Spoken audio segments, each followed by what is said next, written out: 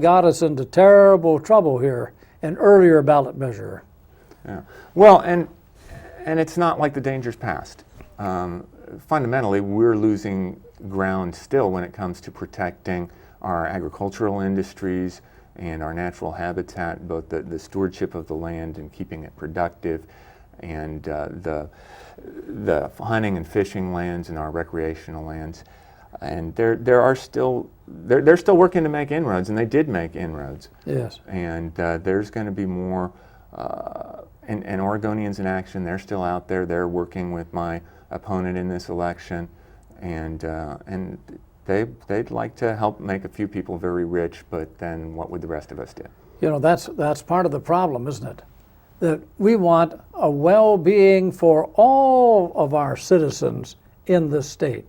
Mm-hmm. You see, choosing different careers, different ways of being productive, etc.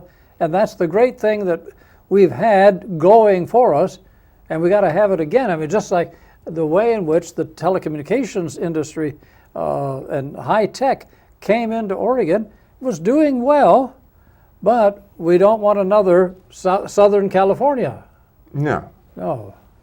No, and I think, you know, growth is to some extent inevitable, but it's something that we have to plan for, or it will eat our lunch. You know, we have to figure out how to provide lunch for ourselves and our families and future generations by managing growth in a way that is responsible and that does steward our natural resources.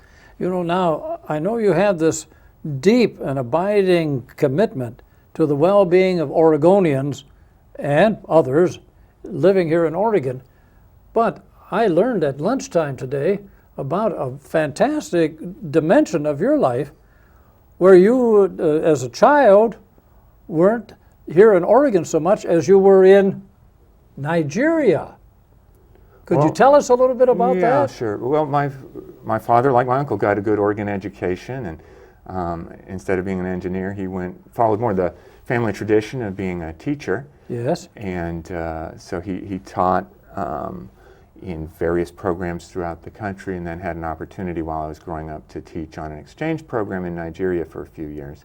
So I did have the chance to learn some of another culture, and that was a very enriching experience. And it really gives me, I think, a unique perspective, or not entirely unique. I mean, there's people often would ask, "Are you a military brat?" Because our folks did move around as a result of my father's career. Yes. But it's a perspective that that I think adds real value to my ability to see things within our society from sort of an outside perspective, while at the same time an inside perspective. Yes. See, I think I love the way you put that. It's a matter of perspective. Having an idea of things that are possible that maybe no one had really thought about, but maybe there are places that are doing things that we could learn from, and learn from for the advantage of our own state and the citizens of our state. Now, you're running for political office. What led you to decide to be a candidate here for this House district?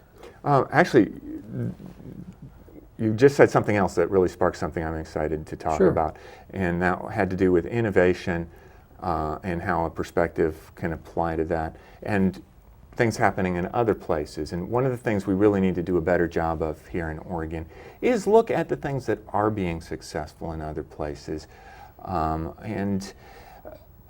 Because we're working on an economic development model right now that, and we have been for over a generation, that's a failed model. And it hasn't really worked for Oregon. It never has. And there are very successful economic development models that are allowing, they kind of say that there's this almost cliche that rural communities are all poor and they're not as prosperous. Well, there are a lot of prosperous rural communities throughout the United States, but Oregon doesn't show up on the radar there. Mm-hmm. And we need to look at what they're doing in these communities that make those communities prosperous. And there's a lot of good economic development studies that show some of these things. With our healthcare system, you know, our healthcare system's a mess in the United States and in Oregon as well. We had made some good innovations, Yes. but we didn't pay the maintenance costs on them, and so now, while they were succeeding, and other states are now succeeding using our innovations, we're failing because we haven't paid the maintenance costs. So we need to really keep the investment in programs that are working. We need to adopt programs that work elsewhere in place of programs that we have that aren't working. We should get rid of those ones that aren't working. And so that's the economy, healthcare. There's things that we can do, and those aren't partisan things. Those are things that are just common sense solutions. It's like accountability. You got to, with our economic development system, there's no disclosure, and it's hard to have accountability when you don't have disclosure, when you don't track it. Yes. So we need to have disclosure on what, in the way of tax investments, we put into our economic development, and so that we can know what the results are and know what's working. Well, you know, that's one of the things here that I grew up during the Depression, and one of the things about growing up in Grand Rapids in the end of the 20s, I was born in 1927, you know, was that even in the period of the Depression, we had good public schools. And it has made all the difference for my life. I mean, it's one of the most important things was getting good public education from kindergarten up until I went into the Navy and then came back with the GI Bill and was able to go to the university. You see, education and health care. I'm really concerned that all of our